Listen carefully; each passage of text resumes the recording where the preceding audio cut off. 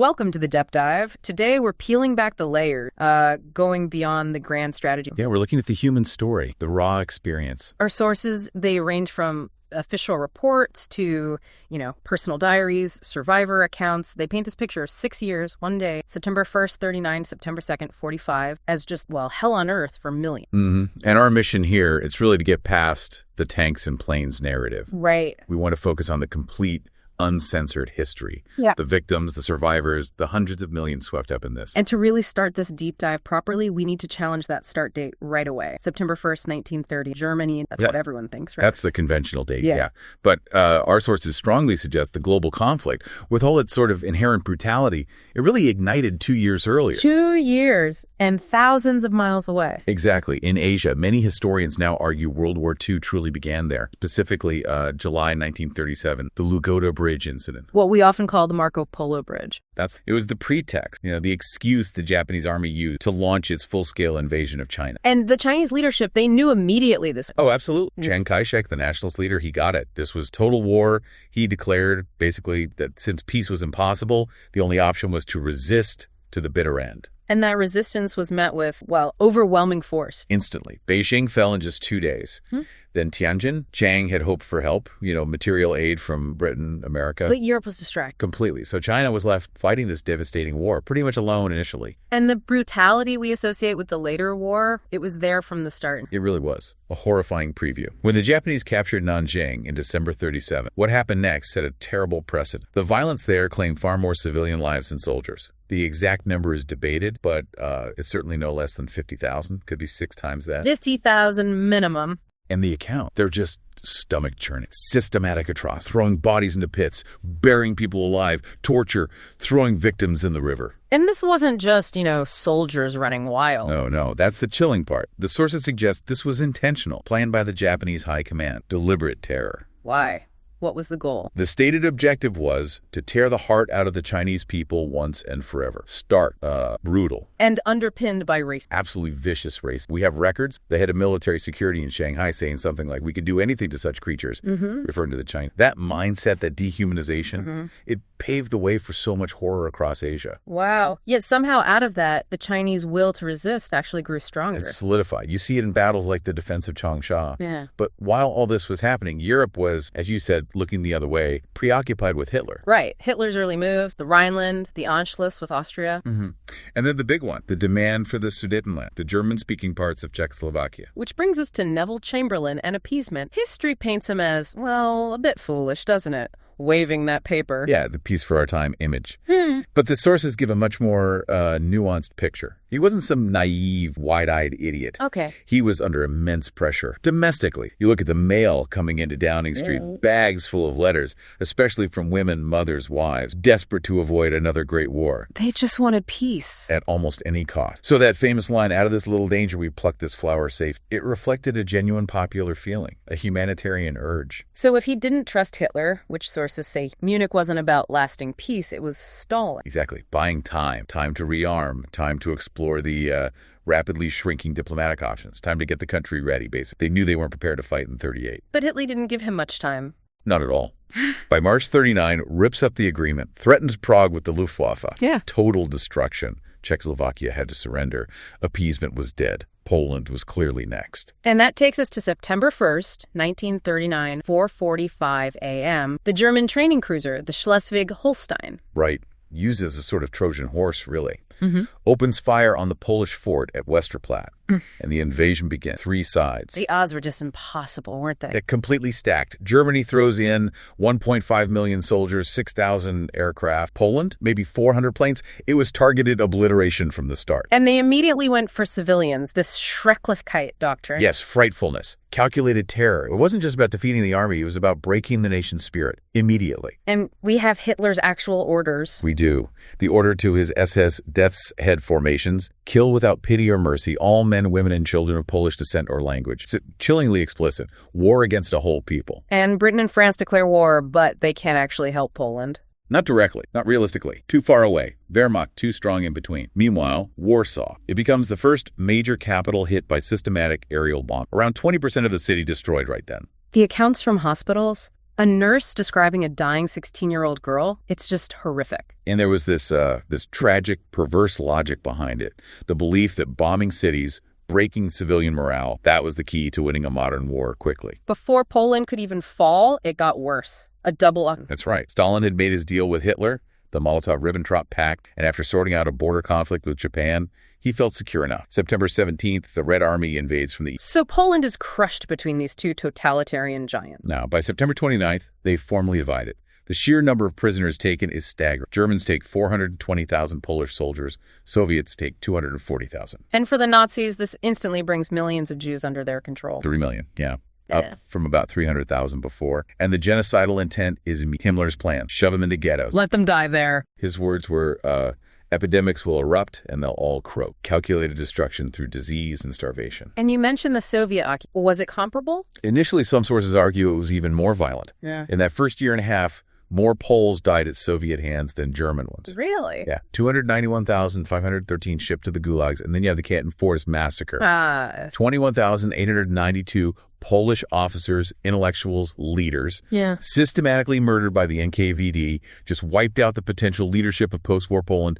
Both sides were destroying the nation, just different immediate methods. While all this is happening in Poland, the West is in the phony war. The Sitzkrieg, or the Confetti War, as the British called it, dropping millions of leaflets instead of bombs. A very strained, tense quiet. But the Germans weren't idle. They were planning their next move, but also making mistakes based on Finland. Right, the Winter War. The Soviets looked really bad against the Finns. Huge embarrassment for the Red Army. And people like Goebbels and the German High Command drew the wrong conclusion. They thought the Red Army was basically used of little military worth. That's a dangerous miscalculation. Reinforces Hitler's belief he can just roll over them later. Exactly. Gives him confidence to strike west first, decisively. But before France, there's Denmark and Norway. Operation Vesrubrum, April 19... And that didn't go well for the Allies. A total mess, described as fumbling, bungling, and bickering, poor coordination, routed force. Though interestingly, Germany lost nearly half its destroyer, big naval. But politically, it finished Chamberlain. It did. He resigns, Churchill comes in. The whiskey-sloshing Tory thug, as called him. But's a man. And the very day Churchill takes off, May 10th, 1940. Hitler unleashes lightning war on France and the low. Not just a tactic, but psychological warfare. Totally. Combined arms tanks, dive bombers,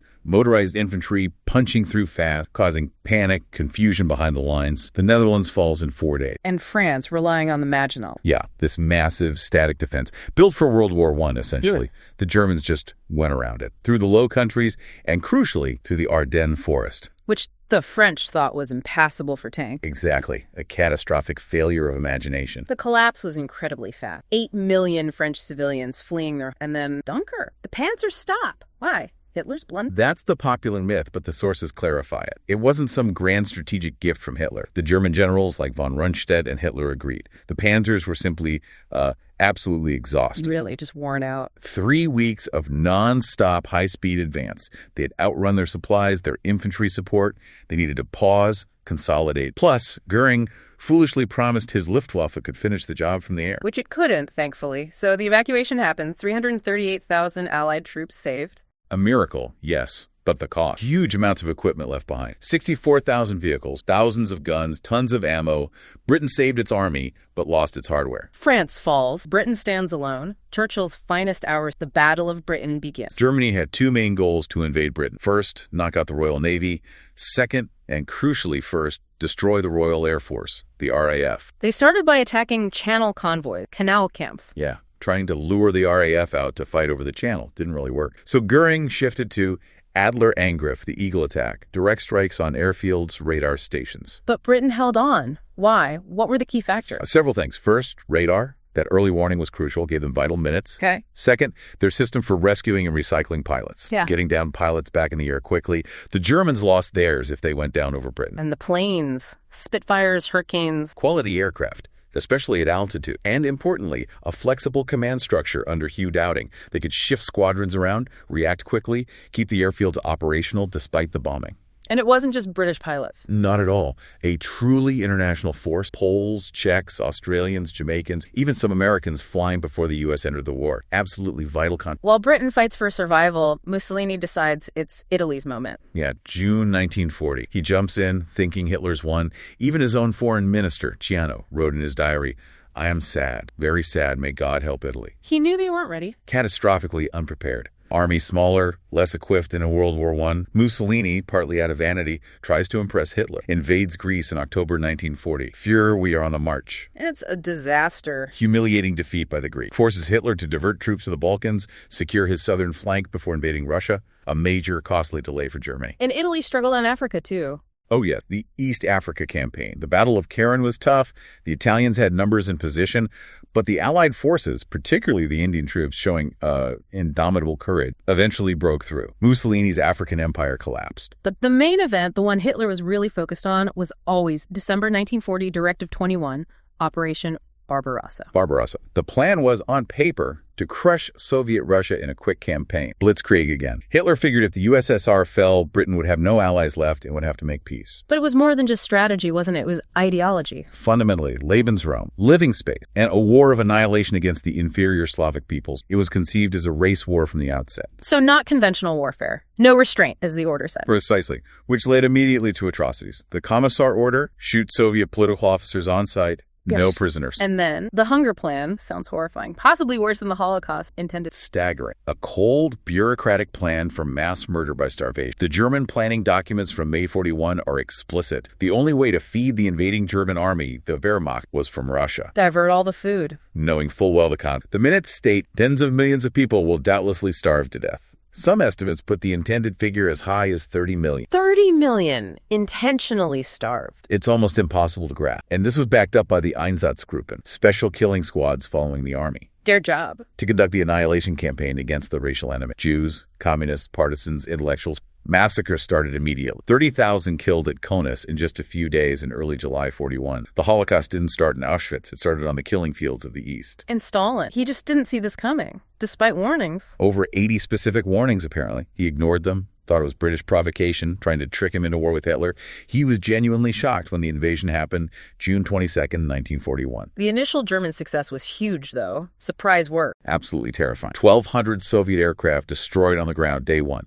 Massive encirclements. Minsk, Kiev, hundreds of thousands of prisoners. How did Stalin react? He was silent for days, then gave a rare public speech on July 3rd. But interestingly, he didn't appeal to communism. He appealed to Russian nationalism. Comrades, citizens, brothers and sisters, called it the Great Patriotic War. A crucial shift. And the Soviets implemented scorched earth. Total denial. Burn everything, destroy everything the Germans could use, and the industrial retreat, an incredible feat, moving 2,593 factories piece by train beyond the Ural Mountains. Human cost of that must have been immense. 25 million people moved, working 18-hour days in terrible conditions, but it saved Soviet industry, allowed them to rebuild production, eventually outproduce Germany. But the cost on the ground, Leningrad. The siege of Leningrad. 872 days, 1 million lives lost, mostly civilians, starvation. That one city's death toll. Higher than the total military dead for Britain and the U.S. in the entire war. It's just staggering. Yet despite these massive gains, the Germans were becoming overconfident. In late summer, Halder, chief of the general staff, actually wrote in his diary, "War against Russia has been won." Weeks in. But they hadn't destroyed the Red Army. They hadn't captured Moscow or Leningrad. Barbarossa hadn't achieved its rapid objectives. Which leads to the push for Moscow. Operation Typhoon. The last big gamble of 41. But the German troops were exhausted, under-equipped for what was coming. The Russian weather. First, the Rasputin, the autumn mud season, literally grounds tanks and trucks to a halt. Then, winter, brutal cold, temperatures down to -12, -52 Celsius sometimes. The troops only had summer uniform. Catastrophe. A failure of Barbarossa in 1941, not achieving a quick victory. That is the undeniable turning point of the war in Europe. So as Hitler gets bogged down in Russia, the war truly explodes globally. The Pacific. Right. While the Soviets are somehow managing to build up manpower superiority by late 41, 1.2 soldiers, for every German the U.S. gets dragged in. Because of Japanese insecurity. U.S.ing. The oil embargo especially. Cutting off oil and scrap iron. Japan felt cornered. Felt they had to strike before their war machine ran out of fuel, which led directly to Pearl Harbor, December 7th, 1941. A tactical masterstroke, but a political disaster for Japan. Exactly. Shocking success sinking battleship, but it instantly united America, galvanized the entire nation for war. And they missed the key target. Critically, the oil storage tanks were untouched, and the U.S. aircraft carriers were out at sea on exercises. Those were the real strategic assets. A huge miss. And then American industry kicks in. Like nothing the world had ever seen. Roosevelt set these unbelievable targets: 60,000 aircraft in 42, 125,000 in 43. How did they manage that? The War Production Board under Donald Nelson. Total mobilization: 21 million tons of shipping built in 3 years. A tank rolling off a line every 5 minutes. Japan couldn't even come close. Think carrier. U.S. built 24 fleet carriers during the war. Japan built one comparable one after Pearl Harbor. Scale matters. But before that power could really project across the Atlantic, there was the U-boat threat, Churchill's great fear. The only thing that ever really frightened. And for good reason. Operation Drumbeat, early 42. U-boats sinking ships right off the U.S. East Coast. The second happy time for the Germans. Utter carnage. Convoys are the necessary evil. Slowed everything down, speed of the slowest ship, but it meant merchant ships had escort, forced the U-boats to fight the warships. And the cost for the U-boat? Astounding. 70% loss rate. 70% of the men who served on U-boats died. Highest of any service in any nation. When did the tide turn in the Atlantic? May 1943. That's seen as the turning point. Admiral Dennitz, the U-boat chief, basically admitted defeat then. Why? Better intelligence, ultra code breaking, more and better escorts, especially long-range aircraft, and new tech like high-frequency direction finding. They could hunt the hunters. So winning that battle meant Britain survived. Rationing, yes, but not starvation. Right. The famous beige bread nobody liked, but not mass hunger like in occupied territory. Interestingly, for the British working class, rationing often meant a better, more balanced diet than before the war. Guaranteed essentials. But while Britain was fed, the horror in the East was reaching new levels. The ghettos, like Warsaw, engineered deaths. Absolutely. Designed for slow destruction. 500,000 people crammed into the 1.3 square miles in Warsaw. 7 people per room. Calories cut to 200 a day, maybe 180 edible. Intentional policy of death by deprivation. And then Wannsee Conference, January 2, formalizing the final solution. Bureaucrats, academic, PhD, sitting around a table planning the mechanics of murdering 11 million people. The industrialization of genocide. The speed of chilling. Mid-March 42, 3/4 of the eventual victims are still alive. 11 months later, 3/4 are dead. An unbelievable acceleration of using the railway. With terrifying efficiency. Transporting people from all over Europe to the death camps. The accounts from the Warsaw Ghetto deportations in July 42, just appalling terror. Abraham Lewin's diary after his wife was taken. Eclipse of the Sun, Universal Blackness, and the poet Slengel writing about the fake station at Treblinka. No cashier, no baggage man. Not for $1 million will you get a return ticket. Deliberate deception, right to the end. While this industrial killing ramps up, the military tide turns in the Pacific. Midway, June 40. Yamamoto's plan: lure the remaining U.S. carriers into a decisive battle. Destroy them. But the U.S. knew. Codebreak. Commander Joseph Rochefort and his team cracked the Japanese naval codes, knew the target, knew the plan. Huge intelligence victory. The battle itself came down to maybe 5 minutes. Admiral Nagumo, commanding the Japanese carriers, was caught in a bad moment. His planes were on deck, being rearmed, switching from bombs back to torpedoes. Vulnerable, fuel lines, ordnance everywhere. And the U.S. dive bombers arrived right then. Exactly. Catastrophic timing for the Japanese. They lost 4 of their best carriers, irreplaceable, and crucially, their most experienced pilot. Japan's naval air power never recovered from that blow. Midway allows the U.S. to go on the offensive. The Green Hell. First major U.S. land offensive in the Pacific. First real Japanese land defeat. Vital intelligence came from Australian coast watchers like Don McFerrin, radioing that the Japanese were building an airfield there. The fighting was brutal, defined by terrain. Unbelievably tough. Jungle, disease, relentless Japanese defense. A battle of sheer attrition. U.S. lost about 1,600 killed. Japanese lost maybe 32,000. But here's the shocking thing. 3/4 of those Japanese deaths weren't from combat. They were from disease, starvation, exposure. The jungle killed more than the Marines did. But the decisive battle of 1942, the one that really sealed the act, Stalingrad. Hitler's big summer offensive, Case Blue, aiming for Caucasus oil and the city of Stalingrad on the Volga River, a key transport hub. And he split his fatal error. Army Group A, south to the oil. Army Group B, east to Stalingrad. His own chief of staff, Halder, called it ludicrous and dangerous. Neither force was strong enough. The city fight, Rattenkrieg, Rat War. The Germans bombed the city to rubble, thinking it would make it easier. But the ruins actually created perfect defensive positions for the Soviets. Sticking panzers into that meat grinder was a huge mistake. And Stalin's order, not a step back. Order 227. Brutal discipline. 13,000 Soviet soldiers executed by their own side during the battle for cowardice or desertion. Whatever it took to hold the city. Then the Soviets counterattack. Operation Urine, November 40. Massive offense. Zhukov master. They didn't hit the Germans head on. They hit the weaker flanks held by Romanian and Hungarian allies. Punched right through. Then encircled the German 6th Army. Completely trapped them. Von Paulus, the commander, begged Hitler for permission to break out. Hitler refused. Stand fast, I'll supply you by air. Which failed. Totally. They needed maybe 700 tons a day. They were lucky to get 85. The 6th Army starved and froze. Von Paulus surrenders. A field. Huge shock in Germany. Massive psychological blow. First time, large parts of the German population started blaming Hitler per Stalingrad. After that, Germany was always on the defensive and they never regained the strategic initiative. So the tide turns militarily and the bombing of Germany ramps up. Area. Yep. Arthur Bomber. Harris at RAF Bomber Command.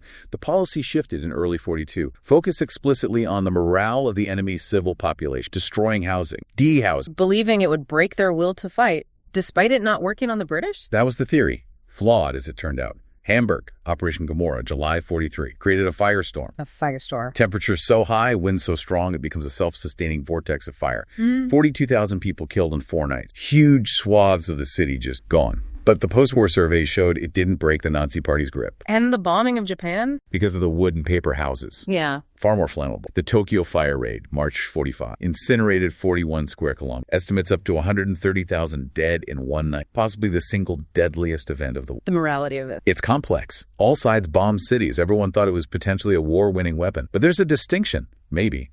The Allies, however brutal, didn't aim for the permanent wiping out of the German or Japanese people, unlike Hitler's goals for Slavs and Jews. It was about breaking the war machine and the will to fight, however horrifically. Meanwhile, North Africa has finally won. El Alamein. Montgomery Waite builds up overwhelming superiority in men and material, then strikes. Rommel is decisively beaten but manages a skillful retreat. Avoids complete destruction, Churchill's famous line. Not the end of the beginning, but perhaps the beginning of... Then Sicily, July 40, leads to Mussolini being overthrown. Yep. He just went pop like a soap bubble, as one German general put it. But invading mainland Italy, that turned into a long, hard slog. Why so tough? Italy seemed weak. The Germans, under Kesselring, were brilliant defensive fighters. Used the mountainous terrain perfectly. The Gustav Line, Monte Cassino. Incredibly strong position. Cost the Allies dearly to break through. Anzio Landing tried to bypass it. Operation Shingle, land behind the lines. But the commander, General Lucas, was too cautious. Didn't break out quickly, got bogged down. Italy became this slow, grinding, costly campaign. While that's happening, the war in Asia continued. Often forgotten. New Guinea, the Kokoda Trail. Brutal fighting, defined by terrain, disease, lack of supplies, everything carried by men. So different from the easy Japanese victories earlier, like Malaya, where they famously used bicycles. Didn't work in the deep jungle. And Burma, the retreat. The longest retreat for the British Army. The road of bones. Men arriving back in India looking like skeletons. Just horrific conditions. Led to new tactics, the Chindit. Ord Wingate's idea. Long-range penetration groups. Supplied entirely by air. Operating deep behind enemy lines.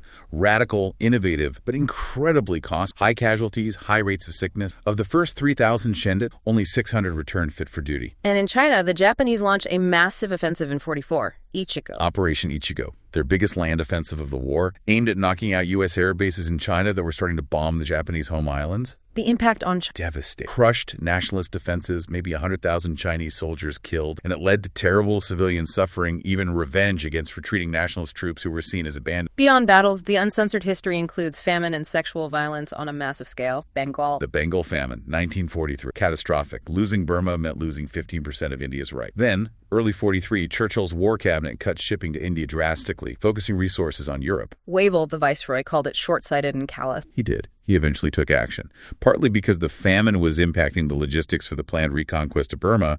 Many Indian troops came from those regions, but millions died. And elsewhere, Vietnam, China. Tonkin, Vietnam. Maybe 2 million died as the Japanese stripped the land for food. Henan Province, China. Another 2 million starved. Reports of cannibalism, women boiling babies. Just absolute desperation. The Death Railway. Thailand to Burma. Built by forced labor, 250 miles of track, cost the lives of 12,000 Allied POWs and maybe 80,000 Asian laborers. A man died for every sleeper laid, was the saying. Utterly brutal disregard for life. And the comfort women. Organized sexual. An official, state-sanctioned system run by the Japanese military. Trafficking women, mostly from Korea, China, the Philippines. Estimates vary. But perhaps 20 women for every 700 soldiers. A systematic work. And sexual violence wasn't unique to the Japanese. No, sadly, it was widespread.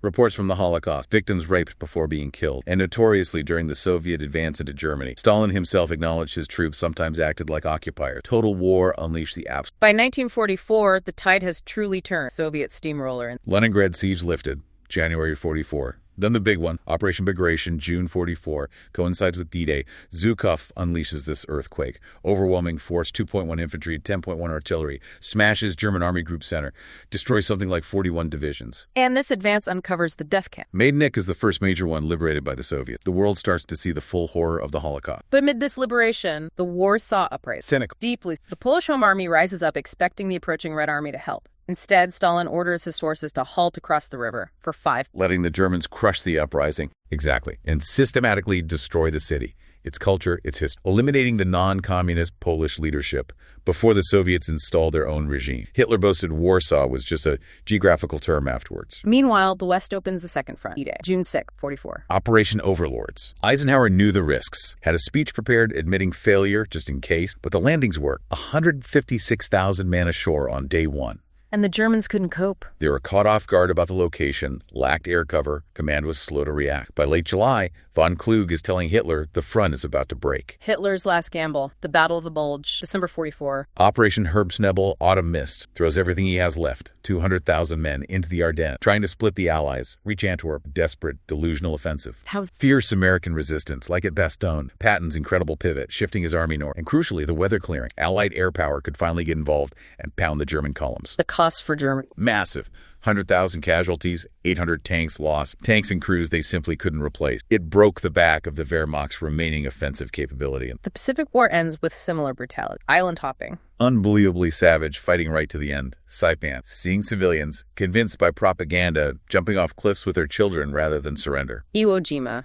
More American casualties than Japanese. The first time that happened. Yeah. 3,426 U.S. dead for a tiny volcanic island. Shows the fanatical level of Japanese resistance. You have to question the strategic necessity of taking that island at that cost. And scale of death. The last major battle. General Ishijima's entire 100,000-strong army effectively fights to the death or commits suicide. And the kamikaze attacks reach their peak. Over 1,400 suicide flights, sinking 29 Allied ships. Desperate, terrifying tactics. The end comes under new leader, Truman, Attlee replacing Churchill. Right, but Japan's military council still refused to surrender, even preparing civilian schoolboys with bamboo spears for a final defense of the home island. So the atomic bombs. Hiroshima, Nagasaki, August 45. They provided the crucial shot, gave the peace faction within the Japanese government the leverage they needed. They could argue they weren't beaten by soldiers, but by science, a way to save face, perhaps, and allow the emperor to finally intervene and accept surrender. And the Soviet invasion of Manchuria at the same time. Also critical, August 9th, showed Japan the war was hopeless on all fronts, overwhelmed them completely. The final ceremony, September 2nd, 1945, USS Missouri. MacArthur presided, and poignantly,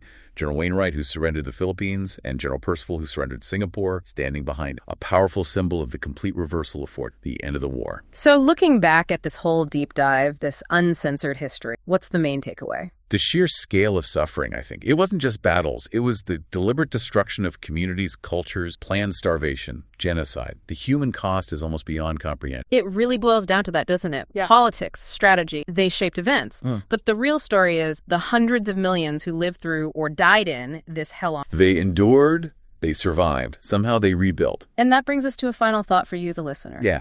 The sources show clearly, by our own agency, we made hell on earth. The capacity for cruelty was profound. But those who survived, the camps, the famines, the bombed-out city, they eventually stepped away from that history. They chose life. They got on with ordinary things. They proved, didn't they, that ultimately Earth is not hell. Resilient. Choice. Maybe seek out those individual stories. They tell you more than any grand strategy ever could.